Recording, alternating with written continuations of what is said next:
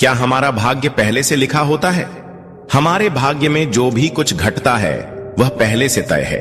दोस्तों, गरुड़ पुराण में बताया गया है कि मनुष्य के भाग्य में जो भी कुछ जन्म से मृत्यु तक जो भी घटना घटता है वह पहले से तय होता है।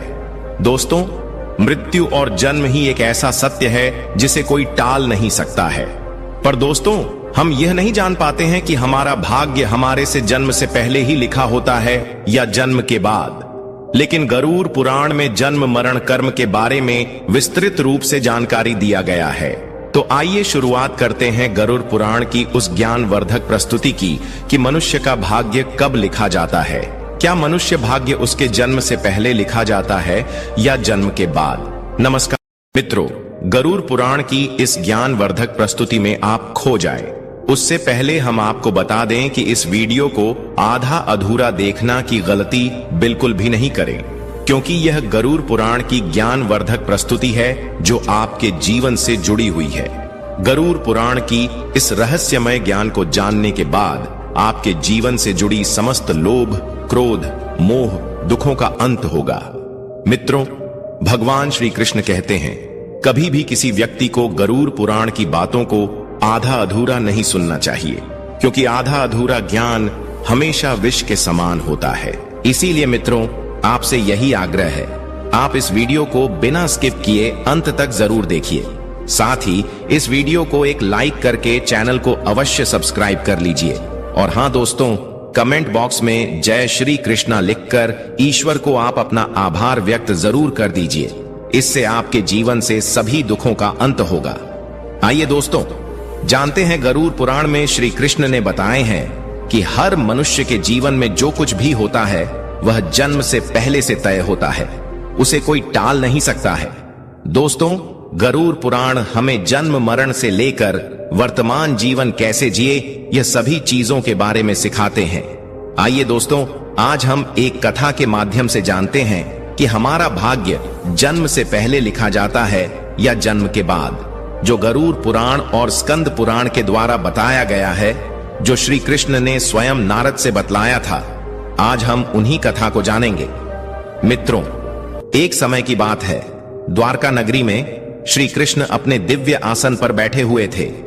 तभी देवर श्री नारद नारायण नारायण का जाप करते हुए उनके पास पहुंचते हैं और उन्होंने प्रणाम करके कहा, हे प्रभु, आप त्रिकालदर्शी हैं। मैंने सुना है कि जो जीव मनुष्य जन्म लेता है, क्या उसका भाग्य पहले से लिखा होता है? हे प्रभु, मैं जानना चाहता हूं कि मनुष्य के साथ जो कुछ घटना घटित होती है वह उसके जन्म से पहले तय होती है या वह पिछले जन्म का भोग भोगता है? क्या यह सत्य है या हम अपनी मेहनत और कर्मों से इसे बदल सकते हैं? फिर भगवान श्री कृष्ण नारद की बात सुनकर मुस्कुराए और बोले, हे नारद, आपका यह प्रश्न बहुत ही गुण और महत्वपूर्ण है, जो मानव जाति के लिए उसके जन्म, कर्म और मृत्यु पर आधारित है।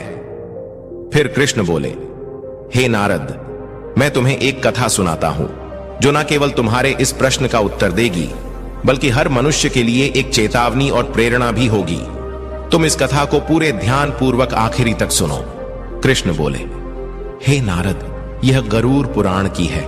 जो यह कथा को आधा अधूरा सुनने की गलती करता है उस पर भारी संकट आती है, क्योंकि आधा अधूरा ज्ञान हमेशा विष के समान होता है। कृष्ण बोले, हे नारद, इस कलयुग भरी संसार में जो मनुष्य इस कथा को पूरे ध्यान पूर्वक आखिरी तक सुन लेगा और समझ लेगा, उसका इस संसार से सभी पाप, कर्म, क्रोध, मोह से मुक्ति मिलेगा। फिर नारद बोले, हे प्रभु, मैं उस कथा को पूरे ध्यान पूर्वक आखिरी तक सुनूंगा, आप उस कथा को निश्चित हो सुनाएं।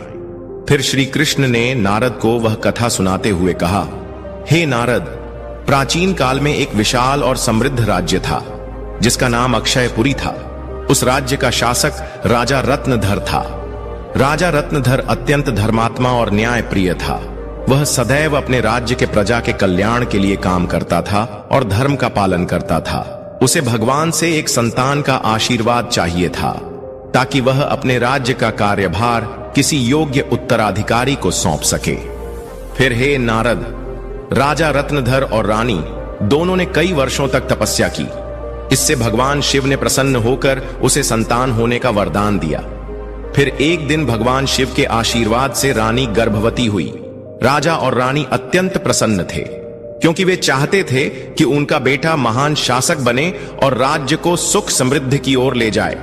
परंतु जब रानी ने बेटे को जन्म दिया तो वह बच्चा विकलांग और शारीरिक रूप से कमजोर था। उसके शरीर की हड्डियां टूटी हुई थीं और वह शारीरिक रूप से सक्षम नहीं था। राजा रत्नधर का दिल टूट गया।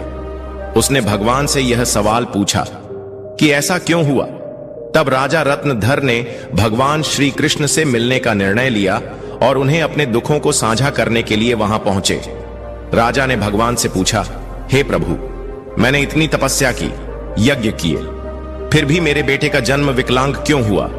मैंने भगवान शिव से आशीर्वाद लिया था, लेकिन ऐसा क्यों हुआ? क्या यह मेरे भाग्य में पहले से लिखा हुआ था? फिर श्री कृष्ण मुस्कुराए और कहा, हे राजा, तुम सही कहते हो कि तुम्हारा पुत्र विकलांग जन्मा है। क्या तुम जानते हो कि तुम्हारे पुत्र का जन्म इस प्रकार क्यों हुआ है? यह तुम्हारे द्वारा किए गए पूर्व जन्मों के कर्मों का फल है। यह तुम्हारे पिछले जन्म के कर्मों का परिणाम है जो तुम्हारे भाग्य में लिखा हुआ था। लेकिन इसका कारण यह नहीं है कि तुम्हारा भाग्य पहले से निर्धारित था। यह घटना तुम्हारे और तुम्हारे बेटे के कर्मों का फल है जो उसके पिछले जन्मों से जुड़ा हुआ है। राजा ने आश्चर्यचकित होते हुए पूछा, हे प्रभु, क्या भाग्य वास्तव में पहले से लिखा होता है? श्री कृष्ण ने कहा, जन्म, मृत्यु और जीवन के उतार चढ़ाव पहले से निर्धारित होते हैं, लेकिन हम जो कर्म करते हैं वह हमारे भाग्य को बदल सकते हैं। जिस दिन तुम्हारे बेटे का जन्म हुआ उस दिन तुमने एक विशेष संतान का वरदान प्राप्त किया था, लेकिन उस संतान को चुनौतियां मिलना जरूरी था ताकि वह अपने जीवन में धैर्य, साहस और पराक्रम को विकसित कर सके। लेकिन उसका भविष्य केवल उस समय के कर्मों से नहीं होता है, बल्कि यह तुम्हारे पिछले जन्मों के कर्मों का परिणाम है। श्री कृष्ण ने राजा रत्नधर से कहा, हे राजन, भाग्य और कर्म में बहुत गहरा संबंध है। हमारे कर्म ही हमारे भाग्य का निर्माण करते हैं। यही कारण है कि हमें जीवन में अपने कर्मों को सदैव धर्म और सत्य के मार्ग पर रखना चाहिए। श्री कृष्ण ने कहा, हे राजन, जो कुछ भी तुम्हारे जीवन में घटित होता है वह तुम्हारे पिछले जन्म के कर्मों का परिणाम है। यदि तुम्हारा बेटा विकलांग जन्मा है तो यह उसकी आत्मा के पिछले जन्म के कर्मों का फल है। जब तुम एक पुण्य आत्मा के रूप में जन्म लेते हो तो तुम्हारे जीवन में कठिनाइयां और संघर्ष जरूर होंगे, क्योंकि इस दुनिया में हर आत्मा को कुछ न कुछ कष्ट भोगना पड़ता है ताकि वह अपने पिछले कर्मों को समाप्त कर सके। लेकिन याद रखो, तुम्हारे बेटे के जीवन में जो कठिनाई है वह उसकी परीक्षा है। यदि वह धैर्य और साहस से इन कठिनाइयों का सामना करता है तो वह अपने भाग्य को बदल सकता है। एक दिन वह वही कार्य करेगा जिसकी कल्पना तुमने अपने जीवन में की थी। मित्रों, फिर राजा रत्नधर ने पूछा, हे प्रभु, क्या मैं और मेरे पुत्र अपने भाग्य को बदल सकते हैं? श्री कृष्ण ने उत्तर दिया, बिल्कुल, तुम दोनों ही अपने भाग्य को बदल सकते हो। तुम्हारे बेटे के जन्म के समय जो विकलांगता थी वह उसके कर्मों का फल था, लेकिन उसका भविष्य तुम्हारे अच्छे कर्मों पर निर्भर करता है। यदि तुम उसे साहस, धैर्य और आत्मविश्वास से भर दोगे तो वह अपने भाग्य को बदल सकता है। तुम्हारे अच्छे कर्मों के परिणाम स्वरूप वह एक दिन महान बनेगा और राज्य का भार संभालने में सक्षम होगा। मित्रों, फिर भगवान श्री कृष्ण ने आगे कहा, भाग्य एक चक्र के समान है जो कर्मों के आधार पर घूमता रहता है। जब तुम अच्छे कर्म करते हो तो तुम अपने भाग्य को सुखमय बना सकते हो। फिर आगे श्री कृष्ण से राजा रत्नधर ने कहा, क्या भाग्य निश्चित रूप से पिछले कर्मों से जुड़ा होता है? श्री कृष्ण बोले, हां, लेकिन उसे बदलने की शक्ति तुम्हारे हाथों में है। यदि तुम अच्छे कर्म करते हो तो वह तुम्हारे भाग्य को भी सुधार सकते हो। साथ ही भक्ति साधना और सेवा से भाग्य बदला जा सकता है। भगवान की भक्ति से ईश्वर को प्रसन्न करके हम अपने भाग्य को बदल सकते हैं। अगर तुम अपने पुत्र को साहस और आत्मविश्वास से जीवन के संघर्षों का सामना करने की शिक्षा दोगे तो वह अपने भाग्य को बदल सकता है। राजा रत्नधर ने भगवान श्री कृष्ण की बातों को पूरी तरह से आत्मसात किया और अपने पुत्र को शिक्षा देने का संकल्प लिया। उसने अपने पुत्र को कठिनाइयों के बावजूद साहस और विश्वास के साथ जीवन जीने की प्रेरणा दी। समय के साथ उस विकलांग पुत्र ने अपनी आत्मविश्वास और कठिनाई से लड़ते हुए समाज में महत्वपूर्ण स्थान प्राप्त किया। उसकी संघर्षशीलता और साहस ने राज्य में उसका सम्मान बढ़ाया। कृष्ण बोले, हे नारद, तुम यह समझो कि भाग्य एक निरंतर प्रक्रिया है जो कर्मों के आधार पर बदलती रहती है। जो लोग जीवन में अपने कर्मों को सुधारते हैं और भगवान की शरण में जाते हैं, उनका भाग्य भी बदलता है। यह केवल कर्म ही नहीं है, बल्कि यह जीवन के संघर्षों और कर्मों का परिणाम है। मित्रों, फिर श्री कृष्ण ने नारद से कहा, यह कथा हमें यह सिखाती है कि जीवन में जो कुछ भी घटित होता है वह हमारे पिछले कर्मों का फल है। भाग्य और कर्म का कोई निश्चित प्रारूप नहीं है। हमारा कर्म हमारा भाग्य बदल सकता है। मित्रों, गरुड़ पुराण हमें सिखाते हैं, यदि हम अच्छे कर्म करते हैं और सत्य की राह पर चलते हैं और ईश्वर के ध्यान करते हैं तो हम अपने जीवन की दिशा बदल सकते हैं। फिर श्री कृष्ण ने नारद से कहा, हे नारद, यह संसार कर्मों का दर्पण है। जो जैसा कर्म करेगा वह वैसा फल भोगे। मनुष्य को यह ध्यान रखना चाहिए कि माता पिता की सेवा, दूसरे की सहायता और ईश्वर का ध्यान ही सबसे बड़ा धर्म है। जो मनुष्य अपने पिछले जन्म में किसी के साथ पाप किया है, किसी को कष्ट दिया है, उसे न केवल नरक में भयानक यातना मिलती है, बल्कि वह जन्म जन्मांतर तक उस भोग भगती है। लेकिन जो अपना कर्म सुधार है वह इस चक्र से मुक्त हो सकता है, क्योंकि यह संसार एक अवसर है। धर्म, सेवा, सत्य ही मनुष्य का जीवन है। मनुष्य के यह समझना चाहिए कि मृत्यु के बाद के उसके अच्छे कर्म ही साथ जाते हैं। मित्रों, यह कथा हमें यह सिखाती है कि हमारे भाग्य पिछले कर्मों का फल है। हर पाप का दंड, हर पुण्य का फल निश्चित होता है। हे मनुष्य, तुम अपने कर्मों पर ध्यान दो। स्वार्थ, पाप और अहंकार को त्यागो। धर्म, सत्य और सेवा को अपनाओ, क्योंकि यही जीवन का सबसे बड़ा सत्य मार्ग है। मित्रों, श्री कृष्ण ने इस प्रकार नारद को गरुड़ पुराण के रहस्य को बताया। मित्र, भाग्य निश्चित रूप से जन्म से पहले लिखा जाता है, लेकिन हम अपने जीवन के संघर्ष, सत्य, धर्म और ईश्वर की भक्ति से हम अपने भाग्य को बदल सकते हैं। मित्रों, गरुड़ पुराण में भाग्य का लेखा जोखा और कर्मों के बारे में उल्लेख मिलता है। पर दोस्तों, मनुष्य अपने कर्मों, संघर्ष और ईश्वर की भक्ति से हम अपने जीवन को बदल सकते हैं। मित्रों, गरुड़ पुराण हमें सिखाते हैं कि जीवन एक बोया हुआ खेत की तरह है। मनुष्य खेत में जो बीज बोते हैं वही फल प्राप्त होता है। उसी प्रकार मनुष्य अपने जीवन में जो कर्म करते हैं उसका अगले जन्म में उसी रूप से फल भोगता है। इसलिए दोस्तों, गरुड़ पुराण में श्री कृष्ण कहते हैं कि जब मनुष्य का जन्म होता है तो उसके पिछले कर्मों के आधार पर उसका भाग्य उसके जन्म से पहले लिखा जाता है, और उस मनुष्य के साथ वही होता है जो उसके जन्म से पहले उसके भाग्य में लिखा हुआ है, जिसे कोई टाल नहीं सकता। परंतु सत्य, धर्म और सेवा से ईश्वर को प्रसन्न कर हम अपने भाग्य को बदल सकते हैं। हिंदू धर्म का सबसे बड़ा धर्म ग्रंथ गरुड़ पुराण है, जिसमें मनुष्य के जीवन, मृत्यु और भाग्य कर्मों के बारे में विस्तार रूप से बताया गया है। यह पुराण हिंदू धर्म के 18 महापुराण में से एक है, और इस पुराण में जन्म मरण से पुनर्जन्म, कर्म और आत्मा के मार्ग के बारे में पूरे विस्तार से बताया गया है। दोस्तों, गरुड़ पुराण के अनुसार मनुष्य का भाग्य उसके पिछले कर्मों पर निर्भर करता है। गरुड़ पुराण, जो विष्णु पुराणों के प्रमुख ग्रंथ में से एक है, यह पुराण जीवन के रहस्यों और मानव के कर्मफल के बारे में बताया गया है। गरुड़ पुराण में श्री कृष्ण को साक्षात भगवान विष्णु के अवतार माने जाते हैं। दोस्तों, गरुड़ पुराण में श्री कृष्ण कहते हैं, मनुष्य अपने जीवन में अच्छे कर्म और सत्य मार्ग पर चलकर ईश्वर को प्रसन्न कर हम अपने भाग्य में होने वाले घटनाओं से बच सकते हैं और आने वाले भाग्य को हम बदल सकते हैं। मित्रों, गरुड़ पुराण में श्री कृष्ण ने मनुष्य को जीवन जीने के लिए 3 मुख्य उपदेश दिए हैं, जिन पर चलकर हम अपने भाग्य के कर्मों को बदल सकते हैं। दोस्तों, आप इस वीडियो को अंत तक जरूर देखिए, क्योंकि यह सारी जानकारी गरुड़ पुराण के द्वारा बताया गया है।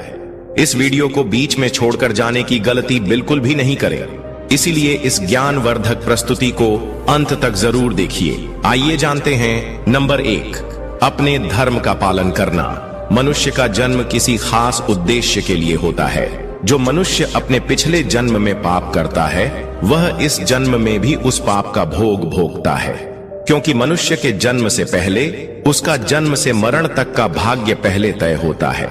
इसलिए दोस्तों, गरुड़ पुराण में श्री कृष्ण ने बताया है, मनुष्य को हमेशा धर्म और सत्य का पालन करना चाहिए। इससे हमारे पिछले जन्म के पाप से बच सकते हैं। ईश्वर की भक्ति से हम अपने जीवन को बदल सकते हैं। हम सभी ऊंचाई तक पहुंच सकते हैं।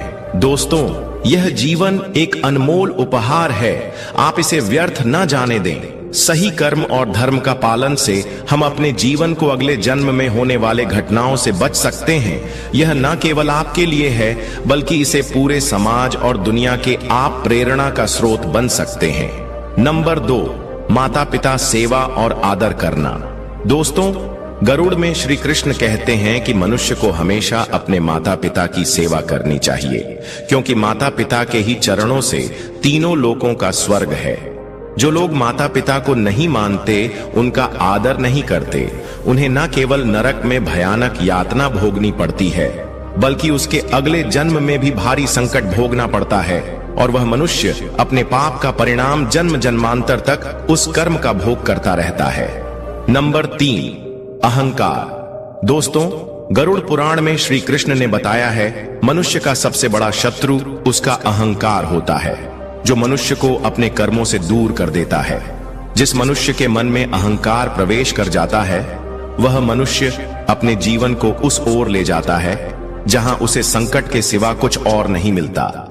उस व्यक्ति को न केवल नरक में भयानक यातना भोगनी पड़ती है, बल्कि वह व्यक्ति अपने आने वाले भाग्य को भी नरक की ओर ले जाता है। इसलिए मनुष्य को हमेशा सत्य, धर्म और प्रेम की भावना रखना चाहिए। इससे वर्तमान जीवन और आने वाले भाग्य हमेशा खुशहाल रहे। मित्रों, गरुड़ पुराण हमें सिखाता है, यह जीवन हमारे कर्मों का फल है। यह ग्रंथ हमें यह समझने की प्रेरणा देता है कि अपने जीवन से धर्म, सत्य, परोपकार का पालन करना ही सबसे बड़ा कर्तव्य है। आत्मा की मुक्ति और अगले जन्म में उच्च योनि प्राप्त करने के लिए मनुष्य को अपने कर्मों को ध्यान में रखना चाहिए। मित्रों, गरुड़ पुराण हिंदू धर्म के महान ग्रंथों में से एक है। यही हमारे जीवन को सही दिशा में चलने का ज्ञान देता है, जो हमें यह सिखाता है कि मनुष्य का भाग्य उसके कर्मों और ईश्वर की इच्छा का परिणाम होता है। यह ग्रंथ न केवल जीवन और मृत्यु के रहस्यों के बारे में बताता है, बल्कि यह भी समझाता है कि मनुष्य अपने जीवन को किस प्रकार सही दिशा में ले जा सकता है। गरुड़ पुराण में मनुष्य के जन्म मरण से लेकर वर्तमान जीवन कैसे जिए, इन सभी चीजों के बारे में विस्तार से वर्णन किया गया है। मनुष्य के जीवन से लेकर मृत्यु तक की सारी जानकारी इस धर्म ग्रंथ गरुड़ पुराण में बताया गया है। मनुष्य जीवन में जो कुछ घटित होता है, वह हमारे पिछले जन्म का फल है। दोस्तों, गरुड़ पुराण हमें यह सिखाता है कि भाग्य केवल कर्मों का फल है। भले ही भाग्य जन्म से पहले लिखा हो, पर हम अपनी कर्मों से इसे बदल सकते हैं। मित्रों, जीवन एक दुर्लभ अवसर है, जिसे सही दिशा में ले जाकर हम आत्मा को मोक्ष की ओर अग्रसर कर सकते हैं। धन्यवाद दोस्तों। गरुड़ पुराण के द्वारा सभी बतलाए गए बातों को अवश्य ध्यान में रखें और सत्य की राह पर चलें। इससे आने वाले जीवन अत्यंत सुखद हो। और दोस्तों, वीडियो अच्छा लगा तो इस वीडियो को लाइक करके कमेंट में जय श्री कृष्ण जरूर लिख दीजिए।